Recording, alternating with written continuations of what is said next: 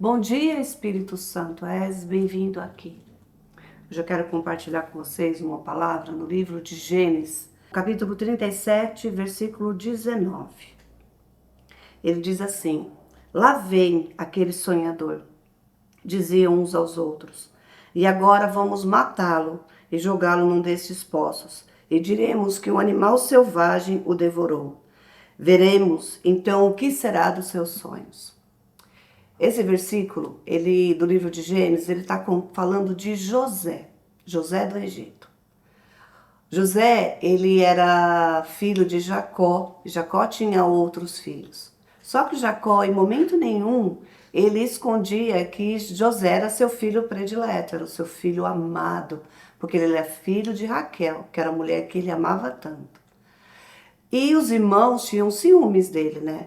E Jacó, sem perceber, sem sabedoria, fez para José uma túnica toda colorida, trazendo honra para José. E aquilo fez com que os ciúmes dos irmãos crescessem muito mais. E os irmãos saíam para os pastos, para os campos, e José ficava lá com Jacó. Só que nesse dia aqui, Jacó fala para José: vai lá ver o que seus irmãos estão fazendo. E ele vai, com a túnica, todo bonito, né? Vai atrás dos irmãos. Quando os irmãos avistam José, ele fala assim: lá vem o sonhador. Por que o sonhador?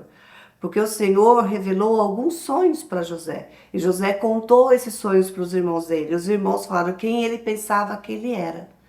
E isso, trazendo para a nossa vida, trazendo para a nossa realidade, às vezes a gente tem sonhos que eles são tão grandes que a gente comenta com as pessoas e a gente vira motivo de chacota, a gente vira motivo de gozação e a gente também vira motivo de inveja. Porque as pessoas falam assim: ah, será que ele vai conseguir? Eu não consigo isso, ele também não vai conseguir. Então aquilo você levanta sentimentos nas pessoas. E às vezes esses sentimentos, eles não são sentimentos bons, são sentimentos ruins, assim como aconteceu com os irmãos de José aqui. E aí eles traçam um plano, vamos jogar José num poço. E eles fazem isso. E eles jogam lá José no poço e ele fica gritando: meus irmãos, me tirem daqui, me tirem daqui. E eles ficam lá e ele fica lá naquele poço. Porque Rubem fala: nós não podemos matá-lo, porque se a gente matar ele, a nossa mão vai ficar suja com o sangue de José. Então eles têm a ideia de jogar José naquele poço. Só que passado algum tempo, passam alguns mercadores que eram homens que compravam escravos. E aí eles falam: olha, a gente não vai conseguir segurar José nesse poço o tempo todo. Então vamos vender ele. Aí nós vamos dizer para o nosso pai que veio um animal e matou ele. E ali traçam aquele plano que para eles era perfeito e fazem isso com José. Vendem José por 20 moedas de prata. E José é levado para o Egito. E eles vão, matam um animal, sujam a túnica de José com aquele sangue e levam essa túnica e apresentam para o pai, para Jacó. Jacó chora durante muitos dias, não acreditando que seu filho tão amado morreu. Mas ali naquele momento, quando Jacó foi jogado no poço, começou todo um processo na vida de José. E Deus, às vezes a gente não entende. Por que Deus permite algumas coisas na nossa vida? Por que o Senhor permite algumas situações? Porque Deus, ele não vai revelar o processo que ele vai fazer. Porque se ele revelasse o processo para José, olha José, você vai ser jogado no poço, você vai ser vendido como escravo, você vai ser comprado para o Potifar, você vai trabalhar na casa dele. A mulher dele vai levantar uma calúnia sobre você, vai dizer que você tentou abusar dela, você vai ser mandado para a prisão. Lá na prisão você vai ser subjugado, mas você vai fazer a diferença naquela prisão. E vai chegar o copeiro, vai chegar o padeiro, você vai revelar o sonho e eles vão esquecer de você. Você vai pedir para que eles se lembrem, mas durante muitos anos eles vão esquecer de você. Mas no momento certo, eu vou fazer com que eles se lembrem e você vai se tornar o governador do Egito. Me fala uma coisa, se o Senhor revelasse todo esse processo para você, você aceitaria? A grande maioria das pessoas não aceitariam. Elas falavam: não, Senhor, vai ser doloroso demais. Então o Senhor, ele faz isso com a gente. Ele não revela os processos dele. E aí, quando chega no final, a gente sempre vai ter uma recompensa, sempre vai ter algo que o Senhor está preparando para a gente.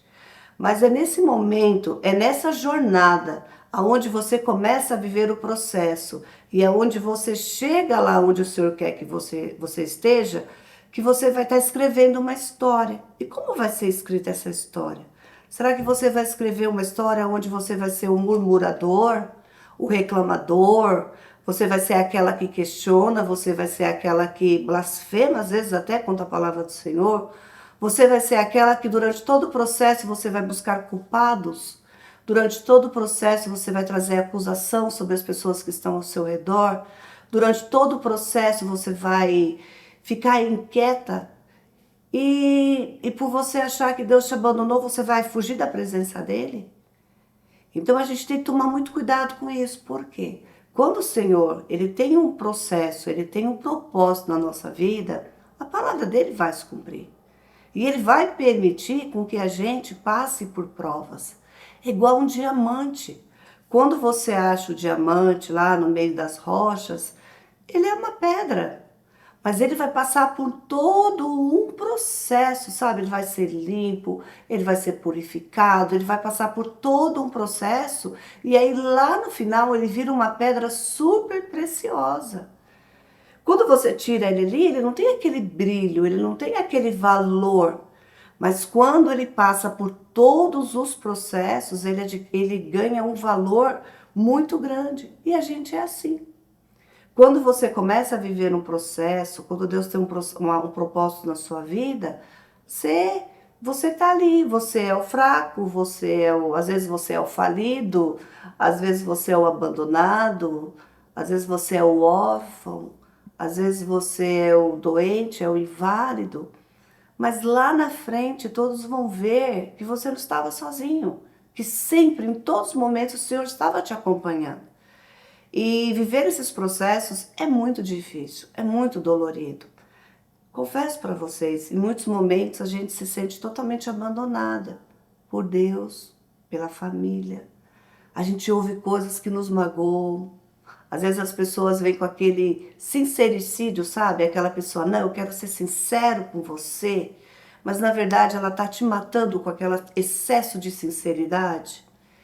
E José estava ali. E é muito forte quando os irmãos falam, ó, lá vem aquele sonhador. Então a gente tem que tomar cuidado também para quem a gente está contando os nossos sonhos, para quem a gente está falando dos nossos projetos. Porque às vezes, ao invés de você achar que aquela pessoa vai torcer por você, muito pelo contrário, ela vai torcer contra. Então, apresente os seus sonhos para o Senhor, apresenta para Ele, conta em detalhes, que Ele vai honrar, Ele vai abençoar e as coisas vão acontecer. Davi, quando estava lá, pastor, cuidando dos rebanhos, abandonar, ali ó, fazendo o seu trabalho, vivendo o seu dia a dia, vivendo os seus processos. Na hora que foi para servir o banquete, ninguém lembrou dele. O Senhor teve que colocar na boca de Samuel, e aí, não falta mais alguém? Já estão todos aqui? Não, tem um menor, tá lá, mas ele não é ninguém, ele é um pastorzinho, ele está cuidando das ovelhas. Aí ali Samuel fala, não, tem que estar aqui todos, enquanto todos não se estiverem assentados à mesa, a gente não vai poder começar. Então assim, o Senhor, mesmo que as pessoas às vezes, elas queiram te excluir, elas queiram te deixar de canto, Ele vai fazer com que você seja lembrado. Ele vai fazer, Ele vai soprar o seu nome no ouvido das pessoas, para que você seja abençoado, para que você seja alcançado por o que Ele quer fazer. Deus, ele não faz nada por acaso. Não, nada. Nada que Deus faz é por acaso. Tudo que Deus faz tem um propósito. Tudo que Deus faz tem um sentido que às vezes a gente não consegue entender, mas tem um sentido. E eu vejo muito isso. Eu tenho uma amiga e ela é uma mulher de Deus, ela é uma mulher de oração, ela é uma mulher que busca o Senhor, ela é uma filha verdadeira. Você nota assim, você conversa com ela, você sente o quanto ela é dedicada ao Senhor, o quanto ela é uma mulher que ama, o quanto é uma mulher que se preocupa com a família dela. E essa minha amiga, ela fez uma cirurgia e ela colocou uma prótese no quadril. E depois de 3 meses que ela fez essa cirurgia, ela começou a sentir muita dor, muita dor, muita dor. Ao ponto de chegar uma noite que a dor era tão intensa que ela não suportava a dor e ela foi para o hospital e ficou tomando morfina. Aí descobriu quando fez exame que essa prótese ela tinha rompido. Aí teve que passar por uma nova cirurgia. E ela, assim, preocupada, angustiada. E aí o Senhor foi e nos colocou no coração de um grupo de mulheres para que a gente fizesse um grupo de oração, um grupo de intercessão por ela, para caminhar junto com ela. Sabe aquela parábola do que os amigos, Jesus está numa casa pregando e tem um paralítico e eles veem, como o paralítico não consegue entrar porque tem uma grande multidão, eles abrem o teto e os amigos descem por uma corda aquele paralítico e o Senhor opera ali um milagre. O Senhor faça isso com essa minha amiga. Nós começamos a fazer isso. Aí ela foi, fez a segunda cirurgia, estava bem, aí veio um resultado, que naquela prótese tinha uma bactéria e que ela ia ter que ficar internada mais 15 dias para que aquela bactéria fosse tratada, porque aquela bactéria só podia ser tratada lá no hospital. E aí aquela coisa, nossa, a cirurgia tinha ainda tudo bem, eu estava me preparando para ir embora, de repente aparece essa bactéria e eu tenho que ficar aqui mais um tempo. Mas é tão gostoso quando ela compartilha com a gente e dizendo que ela está num quarto junto com outras pessoas e as pessoas vão chegando e ela vai falando de Deus para as pessoas e ela vai testemunhando e pessoas vão se reconciliando com Deus, outras aceitam o Senhor e ali ela conversa com os funcionários e eles choram e falam para ela, contam as coisas e vai vivendo esse processo. E aí agora ela fala, eu entendi porque o Senhor permitiu que eu estivesse aqui.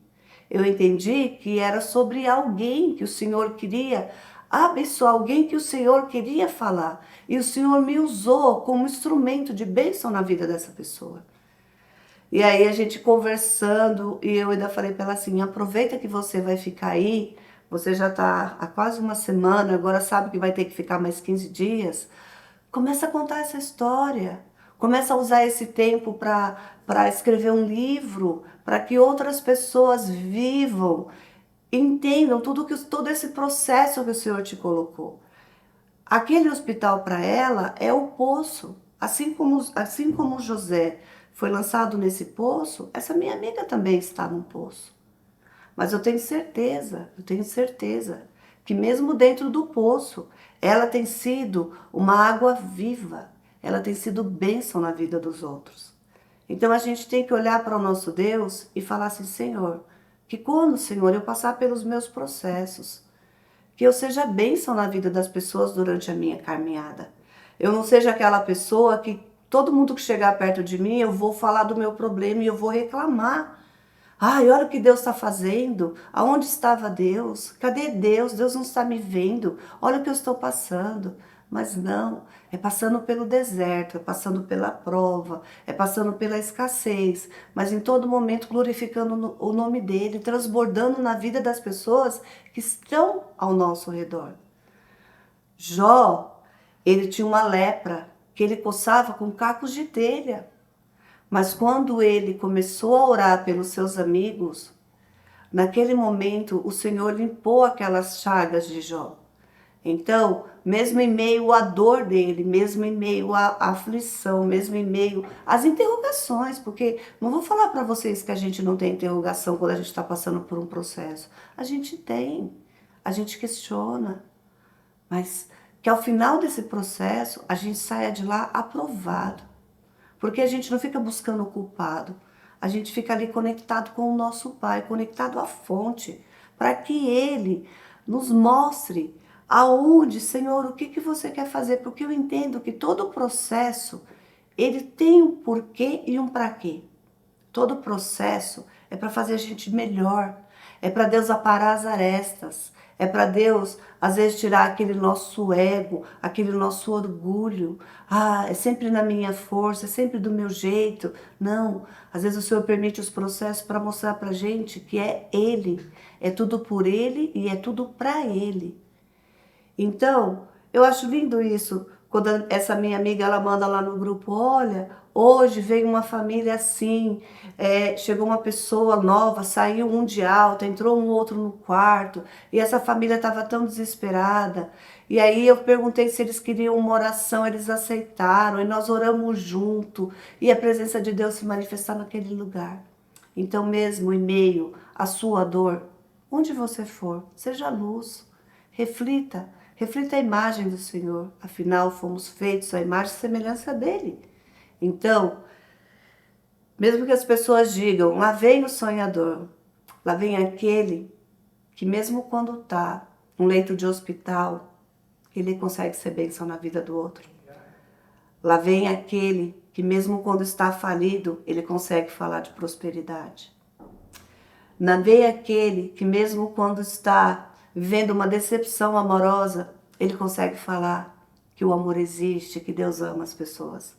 Lá vem aquele que mesmo abandonado, às vezes órfão, perdeu pai e mãe num acidente, mas ele consegue sonhar em ter filhos que vão viver coisas diferentes do que ele viveu.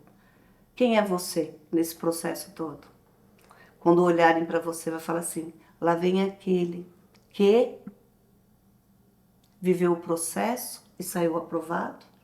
Ou lá vem aquele que todo mundo quer correr de perto, porque sempre vai tentar falar de tudo que lhe aconteceu de mal e onde que estava Deus nesse processo.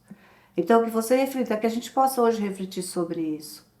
O Senhor vai permitir os processos na nossa vida. Ele falou pra gente, no mundo vocês terão angústia, no mundo vocês terão provações.